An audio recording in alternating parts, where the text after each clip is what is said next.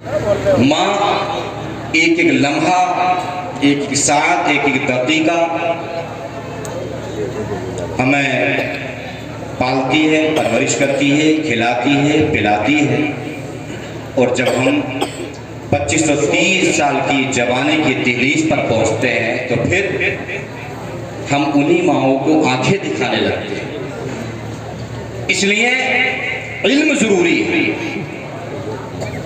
हम अपने बच्चों को जहां डॉक्टर, इंजीनियर, मास्टर, वलिस्टर और कलेक्टर और ये और वो बनाने की कोशिशें करते हैं, दुनियावी तालीम के हम मुखालिफ तो नहीं, लेकिन दुनियावी तालीमात दिलाने से पहले अपने बच्चों को जरूरियात दीन जरूर सिखा जाए, ताकि बच्चा ये जानता हो कि माँ के सरहाने ना बैठा जाए, माँ के बाप के सामने बुलंद आवाज से बात ना की जाए। ये तालीम कहाँ से मिलेगी? ये मुस्तफ़ा की फरामीर से मिलेगी। ये तालीम कुरान पढ़ने से मिलेगी। अपने बच्चों को कुरान सिखाओगे तो इंशाअल्लाह इस कुरान की बरकत से, मुस्तफ़ा की तालीम की बरकत से वो बच्चा कभी भी माँ बाप का गुस्ताख नजर नहीं आएगा। वरना हमने देखा इंजीनियर 1 लाख भले से महीने में कमाए और उसके बाप का, माँ का बिस्तर जाकर के देखिए, रजाई का कंबल का हाल ये होगा कि उसमें ऐसा नजर आएगी रोशनी जैसे खिड़कियां हैं। और किसी आलिम के बाप का बिस्तर जाकर के देखिए, किसी हाफिज, किसी कारी, किसी इमाम के बाप का, माँ का बिस्तर जाकर के देखिए, आप हैरत में पड़ जाएंगे। ये सब इसके अंदर शऊर कहां से आया? ये सब तहजीब इसके अंदर कहां से आई? जब इसने कुरान को अपने सीने से लगाया और जब इसने कुरान को पढ़ा और अहकामे कुरान पर अमल किया तो अल्लाह तो कुरान में फरमाता है वला तकुल्लहुमा उफ़्फ़िन वला तनहरुमा, कि माँ बाप को उफ तक ना कहो। रात की तारीकियों में माँ कहती है बेटा जल्दी आकर के सो जाया कर, यूं अपना वक्त जाया ना किया कर, बेटा ये चौराहों पर बैठकर रात के 12 और 1 बजे तक मोबाइल ना चलाया कर। तो ये नौजवान कहता है माँ तुझे नींद नहीं आती तो इसमें मेरा क्या कसूर है? माँ तुम मुझे डिस्टर्ब ना किया कर, माँ तुम मेरे काम में दखल अंदाजी ना किया कर, माँ तुम बुढ़ापे में सकियाने लगी है, माँ तेरा दिमाग खराब हो गया है, अपने नादान तू भूल गया।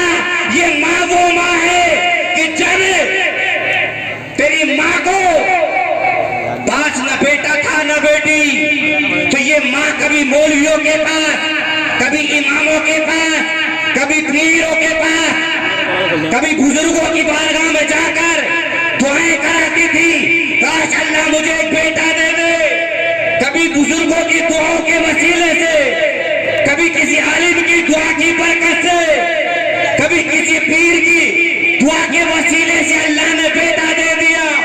अब हमल की शुरुआत हुई, जैसे ही हमल का पहला महीना हुआ, पेट में पहुंचे तो माँ को उल्टी आने लगी, माँ का दिल मतलाने लगा, माँ परेशान होने लगी। अजीजा ने मिल्लत इस्लामिया, माँ डॉक्टरों के पास गई, डॉक्टर ने कहा कि फुला चीज को नहीं खाना है, फुला चीज को तर्क कर देना है, फुला चीज तो में नुकसान देगी। अगर बच्चे को पाना है, बच्चे को अपने पेट में परवान चढ़ाना है तो कहने का मकसद ये एक जुमले में कह करके गुजर जाओ, ये माँ वो माँ है जो 9 महीने तुम अपने शिकम में पालती रही, परवान चढ़ाती रही। 9 महीने के बाद जब तुम्हारी पैदाइश हुई तो ये माँ 2 साल मुसलसल खून जिगर दूध की शक्ल में तुम्हें पिलाती रही। वो 2 साल से लेकर 25 और 30 साल की जवानी तक ये माँ तुम्हें खिलाती रही, ये माँ तुम्हें पिलाती रही। तुम माँ को आंखें दिखाते हो, अगर माँ को आंखें दिखाओगे दुनिया में शोहरत पाओगे, दुनिया में नाम कमाओगे, लेकिन सही बात यह है कि माँ की बद्दुआओं से तबाह बर्बाद हो जाओगे। वो जो लोग अपने माँ बाप के साथ बदसलूकियां करते हैं, आज उनकी औलादें उनके साथ बदसलूकी कर रही है। अगर आप ये चाहते हो हमारी औलाद, हमारी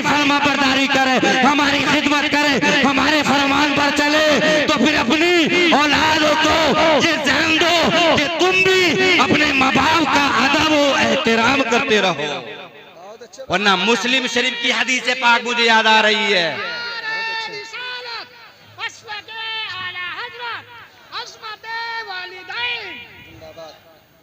मुस्लिम शरीफ की हदीस पाक मुझे याद आने लगी है।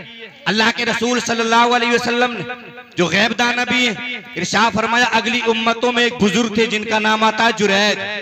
अब से बोले क्या आता है? जुरैज विलायत के मकाम पर वाइस थे। अल्लाह अल्लाह करने वाले अपने घर में मिट्टी का इबादत खाना बना रखा था। उसी इबादत खाने में बैठकर तस्बीह तहलील जिक्र और शुक्र करने में गुजारते थे।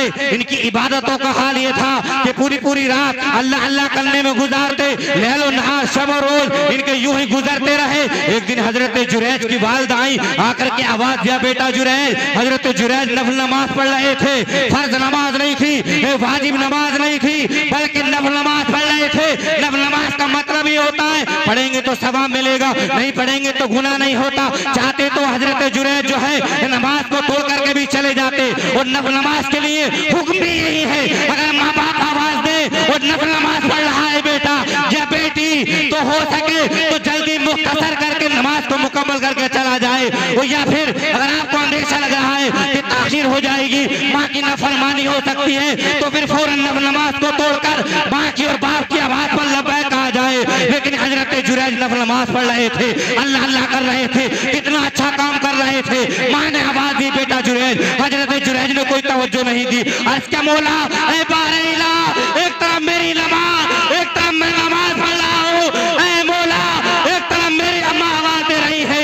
इसी कशमकश मकश में हजरत जुरैज रही, रात गुजर गई, दिन गुजर गया, दूसरी रात आई तो फिर हजरत जुरैज की माँ आई। आने के बाद आवाज दिया, बेटा जुरैज। हजरत जुरैज ने फिर तवज्जो नहीं दी। इस तरह से पूरी रात इबादत में गुजर गई। लेकिन जब माँ इन मुंतजिरा रही, इंतजार करते करते माँ वापस हुई। रब की बारगाह में माँ ने हाथों को उठाया और अर्ज किया, अल्लाहुम्मा ला तुमीतु हत्ता यंजुरा इला वजूहिल मुमितात। ऐ परवरदिगार आलम, मेरे बेटे जुरैज को उस वक्त तक मौत न देना जब तक ये किसी फाहिशा औरत का चेहरा ना देख ले।